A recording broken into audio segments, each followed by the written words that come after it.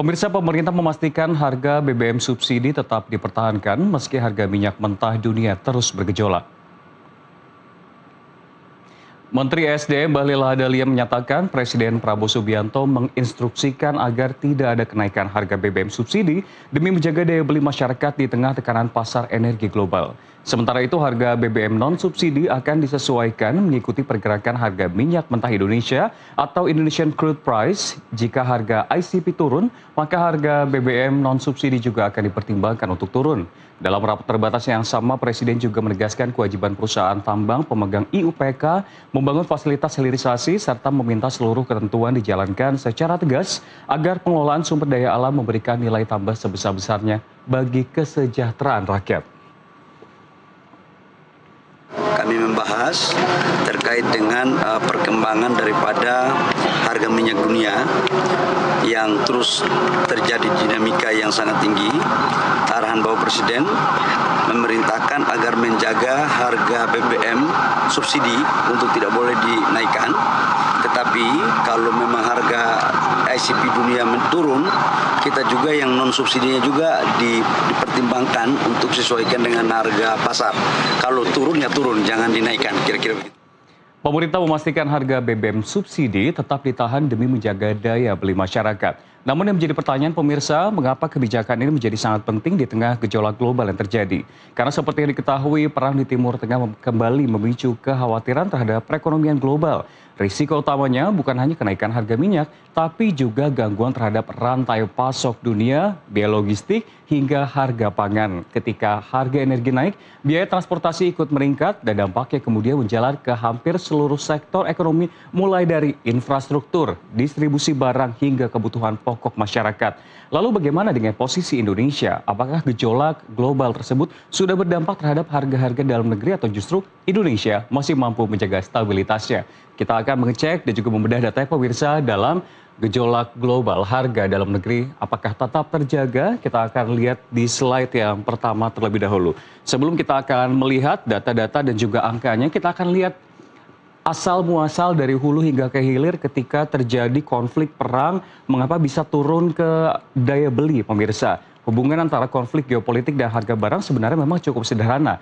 Di sini kita bisa melihat pemirsa ada perang, ada minyak dunia, lalu kita mulai turun lagi ke biaya kapal, biaya logistik, harga barang, inflasi, dan daya beli. Ini merupakan brand map yang telah kami rangkum untuk Anda. Ketika pasokan energi terganggu dikarenakan perang atau pasar memperkirakan adanya risiko gangguan pasokan, harga minyak tentunya akan cenderung menguat dan juga meningkat pemirsa. Kenaikan harga minyak kemudian meningkatkan biaya transportasi baik darat, laut maupun udara, dan bagi pelaku usaha biaya produksi ikut naik karena energi merupakan salah satu komponen utama dalam proses produksi dan juga distribusi. Biaya logistiknya tentu ikut naik, bahkan stok barangnya juga tidak ada, sehingga produk yang diupayakan atau dalam dunia usaha tersebut juga berpotensi meningkat dan juga alhasil akan mendorong inflasi dan terhadap harga barang tersebut pemirsa. Dan jika kondisi ini berlangsung lama, tentu daya beli masyarakat akan semakin tertekan. Itulah gambaran untuk Anda mengapa akhirnya ketika perang geopolitik terjadi maka daya beli ini juga akan terancam. Pertanyaannya, apakah semua negara mengalami kondisi yang sama? Kita akan lihat pemirsa. Dengan menghadirkan sejumlah data untuk Anda, kita akan melihat dari berbagai sektor yang telah kami hadirkan untuk Anda. Ini risetnya telah kami rangkum dari Global Petrol Prices di bulan Juli 2026 yang terakhir. Harga BBM dari sejumlah negara memang masih pada level yang relatif tinggi. Namun ada satu hal yang perlu dipahami pemirsa, angka-angka ini tidak bisa dibandingkan secara apple to apple atau secara langsung untuk menyimpulkan negara mana yang paling mahal atau yang paling tertekan. Mengapa? Karena memang ada harga BBM ini dipengaruhi oleh banyak faktor. Mulai dari harga minyak dunia, nilai tukar mata uang, besaran pajak, subsidi pemerintah, hingga kebijakan energi di masing-masing negara. Sebagai contoh, menurut Global Petrol Prices, harga bensin di Laos, kita akan lihat pemirsa. Ini untuk yang Laos, pemirsa, ini mencapai 38.940 kip atau lak mata uang mereka untuk per liternya atau sekitar 1,72 dolar Amerika Serikat per liter. Kita akan beralih juga ke Inggris, ini semuanya masih relatif tinggi pemirsa, sekitar 1,52 pound sterling per liternya. Sementara di Amerika Serikat sendiri ini 1,15 dolar Amerika Serikat per liternya. Lalu kita bergeser ke Kamboja sekitar 5.500 rial per liter, dan di Nigeria sekitar 1.270 naira Nigerian per liter. Dan yang paling menarik sebetulnya bukan hanya besarnya harga tersebut, tetapi bagaimana setiap negara memilih merespons gejolak energi global. Ada yang membiarkan harga mengikuti mekanisme pasar, ada pula yang melakukan intervensi melalui subsidi atau kebijakan fiskal untuk melindungi daya beli masyarakat. Yang menjadi pertanyaan, kok di sini nggak ada Indonesia, pemirsa? Disinilah perbedaannya. Kita akan lihat ke slide selanjutnya. Sejumlah kebijakan yang dihadirkan, pemirsa, tentu kita pernah dengar berkali-kali pemerintah insist bahwa harga BBM subsidi tidak akan naik hingga akhir tahun. Ya, Indonesia memang mengambil pendekatan yang berbeda. Jika melihat harga bensin dengan spesifikasi yang sebanding secara internasional, nilainya memang berada di kisaran Rp17.000 per liter, tapi itu harga sebelum disubsidi. Namun masyarakat pengguna Pertalite masih bisa membeli BBM dengan harga Rp10.000 per liter, atau kita sebut sebagai harga keekonomiannya, pemirsa. Artinya tidak seluruh kenaikan harga energi global diteruskan kepada konsumen Indonesia. Pemerintah memilih menggunakan kebijakan harga untuk menahan sebagian dampak tersebut agar tidak langsung mengurangi daya beli masyarakat. Tujuannya adalah menjaga inflasi tetap terkendali tentunya, sekaligus mempertahankan daya beli masyarakat agar konsumsi domestik tidak melemah. Namun kebijakan ini, pemirsa, tentunya memiliki konsekuensi karena membutuhkan ruang fiskal yang cukup besar. Kalau pemerintah menahan kenaikan harga energi, apakah berarti tekanan terhadap masyarakat sudah sepenuhnya hilang? Belum tentu. Kita akan lihat datanya, pemirsa, di mana ini merupakan rilis dari Badan Pusat Statistik yang telah dihadirkan, di mana inflasi Indonesia pada Juni 2026 ini mencapai 3,34% secara tahunan. Namun jika diurai lebih dalam, masih dari sini, pemirsa, tekanan terbesar justru datang dari kelompok volatile food atau pangan bergejolak yang tumbuh sekitar 5,58% secara tahunan. Artinya meskipun harga BBM relatif stabil, masyarakat masih bisa merasakan kenaikan biaya hidup melalui harga pangan yang lebih fluktuatif. Sementara itu inflasi inti atau core inflation ini berada masih di 2,37%, dan ini menunjukkan bahwa tekanan harga di luar komponen pangan dan energi masih relatif terkendali. Dengan kata lain, tantangan pemerintah saat ini bukan hanya menjaga harga energi, tapi juga memastikan pasokan pangan tetap aman, distribusi berjalan lancar, dan daya beli masyarakat tidak tergerus oleh kenaikan harga kebutuhan pokok. Nah, pemirsa, kalau tadi kita melihat bagaimana sebetulnya pemerintah berupaya untuk menahan dan juga menjaga harga BBM, sekarang kita akan beralih ke kebutuhan energi rumah tangga, yaitu LPG, pemirsa. Di sini telah kami hadirkan untuk Anda. Tekanan pada LPG ini memang terjadi di berbagai negara, pemirsa, namun dengan pola yang berbeda-beda. Kita akan geser ke Nigeria terlebih dahulu, pemirsa, di mana untuk Nigeria di sini harga LPG rumah tangga berada di kisaran 4.050 hingga 5.100 naira per tabung 3 kg setelah mengalami kenaikan sekitar 79% sejak kebijakan deregulasi subsidi energi mulai diterapkan pada 2023, sehingga pembandingnya di sini adalah tahun 2023 hingga 2026 naik sekitar 79%, pemirsa. Kita akan beralih ke Bangladesh, pemirsa. Harga LPG mencapai sekitar 485 taka. Ini harganya per tabung 3 kg atau naik sekitar 38,6% dalam periode penyesuaian harga sepanjang tahun 2025 hingga sampai tahun 2026. Sementara kita bergeser masih di kawasan Asia, tetangga Indonesia, Filipina, di mana kalau Filipina kita lihat di sini, pemirsa, 341 peso per 3 kg, naik sekitar 25% secara tahunan, atau artinya dibandingkan di tahun 2025.